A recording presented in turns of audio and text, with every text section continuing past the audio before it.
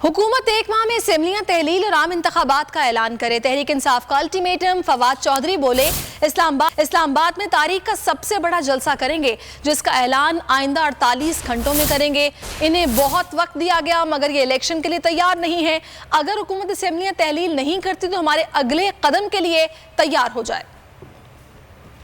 Election commission of Pakistan जो है उसके ऊपर किस कौम के किसी शख्स को भी एतबार नहीं है। हमने इस हुकूमत को बहुत मौका दिया है और हमने सोचा कि ये हुकूमत खुद ही जो पंजाब के नताइज आए हैं उसके बाद थोड़ी सी भी कोई जमहूरी हुकूमत होती तो वो ये फैसला करती कि वो अवामी मैंडेट के सामने सर झुकाएगी और आम इंतखाबात का ऐलान करेगी। लेकिन यूँ लगता है कि मौजूदा हुकूमत जो है वो इंतखाबात कराने के ऊपर बिल्कुल तैयार नहीं है। हमने फैसला किया है कि आइंदा 48 घंटों में इस्लामाबाद में एक बहुत बड़ा पाकिस्तान की तारीख का जलसा जो है वो यहाँ पे किया जाएगा। हम डेडलाइन दे देंगे इस हुकूमत को कि वो कब तक जो है वो अपनी असम्बली को तहलील करती है और अगर नहीं तहलील करती तो फिर उसके बाद नतीजे में जो रास्त इक़दामात हैं वो इसी जलसे में हम बता देंगे। लेकिन इस हुकूमत को हम ज़्यादा से ज़्यादा 1 महीने से ज़्यादा वक्त नहीं दे सकते हैं।